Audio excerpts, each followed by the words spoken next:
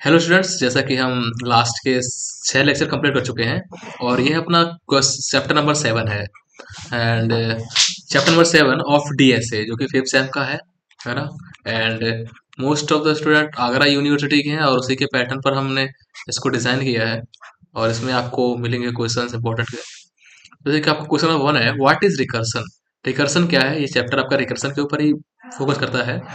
सो recursion क्या है? A process in which function call itself directly और इनडायरेक्टली। क्या करता है? एक फंक्शन होता है, कॉल करता है अपने आप को डायरेक्टली और indirectly. Okay, calling itself is like recursion. अगर हम बात करते हैं क्वेश्चन नंबर सेकंड की, which of following problem can be solve using recursion. Recursion का यूज करके हम कौन सी प्रॉब्लम्स को सॉल्व कर सकते हैं? Calculating the factorial of A number. किसी भी नंबर का फैक्टोरियल निकाल सकते हैं हम रिकर्सन का यूज करके। जैसे कि हम एक फंक्शन बना लेते हैं, मान लीजिए कि हमें कोई वैल्यू दे दी n, देन n क्या करेगा? कॉल करेगा अपने आप को जब तक कि n-1 करेगा, फिर अपने आप को मल्टीप्लाई करेगा, n-1 करेगा जो कि आपको नया n मिलेगा, देन n-1 करेगा, टिल कब तक करेगा? जैसे कि हमने n की वैल्यू यहाँ पे 4 ले ली, तो यहाँ पे इसने क्या किया? n को मल्टीप्लाई किया, so it will be 4 into एक अब न्यू अपना n आ गया यहाँ पे 3, then it will be 3 into, then it will be 2, like that, and it will be 1। और ये कब तक करेगा? यहाँ पे अपनी n की वैल्यू कितनी थी? 2 थी। तो जब तक n की वैल्यू 1 नहीं आ जाती तब तक ये फंक्शन को इस तरह कॉल करेगा और ये आपका फैक्टोरियल की वैल्यू आ जाएगी। Okay, so it is calling it self again and again, so like that thing. Okay, question number 3 की बात करते हैं। What is base case in recursive function. Recursive function में बेस केस क्या होता है? The case that terminates the recursion. वो case जो रिकर्सन को टर्मिनेट कर देता है, that is called base case. जैसा कि हमने इसको पिछले चैप्टर में देख रखा था कि जो अपना बेस केस को हम वहाँ वेरीफाई करते हैं। सो बेस केस वही होता है जो रिकर्सन को टर्मिनेट कर देता है या उसको वहाँ पे क्लोज कर देता है। क्वेश्चन नंबर 4 की तरफ चलते हैं। How do you define a recursive function for calculating the factorial of a number. किसी भी नंबर के फैक्टोरियल को कैलकुलेट करने के लिए हम रिकर्सिव फंक्शन को कैसे यूज करते हैं?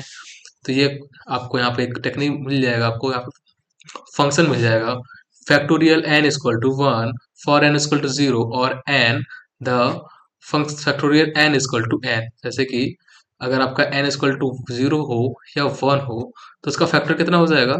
n ही आ जाएगा। And like that. Okay, and factorial n-1 for n is greater than like that. अगर हमारा n ग्रेटर देन 1 है तो हमें क्या रिटर्न करेगा? n-1, उससे एक कम वैल्यू। जब तक कि अगर n 0 हो जाए या 1 हो जाए तो उसका जो फैक्टोरियल होगा कितना आ जाएगा? डायरेक्टली n आ जाएगा। इस तरह से वर्क करेगा। ओके, क्वेश्चन नंबर 7 से चलते हैं। What is an advantage of using recursion. Recursion का यूज करने से क्या फायदा होता है? So it provides a simpler and more elegant solution for the some problems. ये सिंपलर और बहुत ही अच्छा एक सॉल्यूशन प्रोवाइड करता है कुछ प्रॉब्लम्स के लिए। क्वेश्चन नंबर 8 की बात करते हैं। How does recursion help in solving complex problems. Recursion complex problems को सॉल्व करने में कैसे मदद करता है? So by breaking the problem into smaller parts. Okay, recursion क्या करता है? प्रॉब्लम्स को ब्रेक करता है स्मॉलर पार्ट्स में और उससे हमारे प्रॉब्लम्स इजीली सॉल्व हो जाते हैं। क्वेश्चन नंबर 9 की बात करते हैं। Which of the following is a common use of recursion. Recursion का कॉमन यूज क्या है? Traversing data structure like tree and graphs. Data structure को ट्रेवर्स करना एक ट्री और ग्राफ की तरह है। ओके, क्वेश्चन नंबर 10 की बात करते हैं। What is major limitation of using recursion. Recursion की मेजर लिमिटेशन क्या है? It can cause stack overflow और डीप रिकर्सन। ओके, यह क्या कर सकता है? इसकी प्रॉब्लम्स क्या है, इसकी डिसएडवांटेज क्या है? इट कैन काउज स्टैक, इससे क्या हो सकता है? स्टैक ओवरफ्लो हो सकता है और डीप रिकर्सन हो सकते हैं। Question number 11। Why can recursion lead to stack overflow. Overflow आखिरकार होगा क्यों?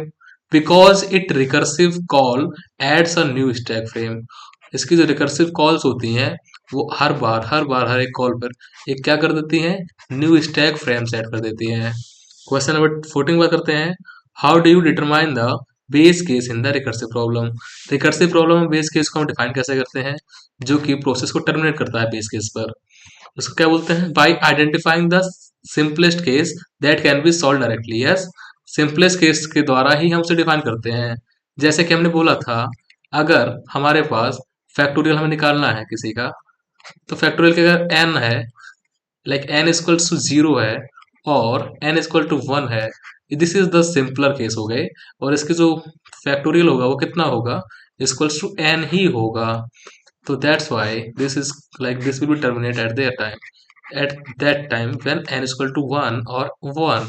सो base case is defined by that. Question number 18 बात करते हैं, what is tail recursion. Tail recursion क्या होता है। So tail recursion, what is tail recursion? A form of recursion where the recursive call is the last operation in the function. A form of recursion एक recursion का form ही होता है जहाँ पर क्या होता है, मतलब tail recursion is a form of recursion, simple. The recursive call is the last operation in the function. जो recursive call होती है वो क्या होता है, लास्ट होता है, लास्ट ऑपरेशन होता है किसी भी फंक्शन में। ओके, जब लास्ट होगा तो उसे हम टेल बोल सकते हैं। ओके, लास्ट ऑपरेशन का फंक्शन है, that's why it is called tail. Okay, important question है, समझने के लिए इजी है। ओके, क्वेश्चन नंबर 18 19 बात करते हैं, how do you optimize a recursive function to avoid stack overflow.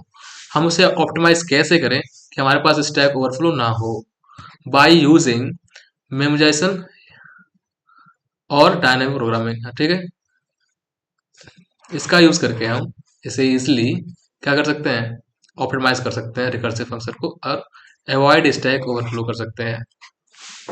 Question number 20, what is the primary difference between recursion and iteration. जो कि हम पहले भी देख चुके हैं इसके बारे में, रिकर्सिव एंड इटरेशन के बारे में लास्ट चैप्टर्स में। But recursion uses function call and iteration loops. Okay, जब भी बात होती है इटरेशन की तो लूप्स आते हैं, एंड रिकर्सन क्या होते हैं, फंक्शन कॉल्स होती है। 21 की बात करते हैं, how do you convert a recursive function into iterative function. कैसे कर सकते हैं रिकर्सिव को इटरेटिव में convert, bye using loop and explicit stack if necessary. Okay, explicit stack if necessary, अगर नेसेसरी है तो, और अदरवाइज हम लूप का यूज करके ही उसे चेंज कर सकते हैं। क्वेश्चन नंबर 22 की बात करते हैं, what is the base case of the recursive function to calculate the sum of the digit of the number. हम कैसे करते हैं, तो when the number has only one digit. Okay, question number 23 हमारे पास नहीं है, 27 डायरेक्टली है, how does recursion enhance code. Okay, how does recursion enhance code readability. Recursion हमारे कोड की रीडेबिलिटी को या उसको रीड करने को, लाइक हम उसे अच्छे से रीड कर सकते हैं, उसकी रीडेबिलिटी को इनहेंस कैसे करता है, by breaking down complex problem into simpler problems. Okay, it is most important thing. Question number 28, what is the primary disadvantage of the using recursion of simpler problems. It like है ना, what is primary disadvantage of using recursion for simple problems. Simple problems के लिए recursion का use करना हमारे लिए disadvantage कैसे हो सकता है, it can be less efficient in term of the time and space. Time और स्पेस की नजर में रखते हुए ये हमारे लिए लेस एफिशिएंट हो सकता है। क्वेश्चन नंबर 29 की बात करते हैं, how can you convert a recursive solution to an iterative one, by using loop and explicit stack of necessary. हम इसे दोबारा देख सकते हैं, रिकर्सिव को इटरेटिव में सेकंड टाइम क्वेश्चन हमारे पास आ रहा है। ठीक है, तो कैसे करेंगे, वही लूप का यूज करेंगे और जरूरत पड़ी तो एंड एक्सप्लिसिट स्टैक। ओके, इसका यूज कर सकते हैं।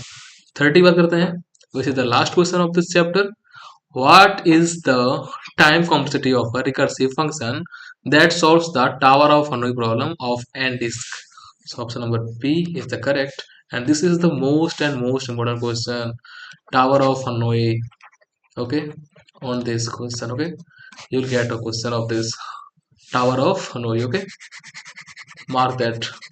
सो what is the time complexity of recursive function, किसी भी रिकर्सिव फंक्शन की टाइम कॉम्प्लेक्सिटी कितनी होगी, that solves the tower of Hanoi for n disc, किसी भी एन डिस्क के लिए tower of Hanoi like this. So n disc we have n disc, so the option will be O two की power n. Okay,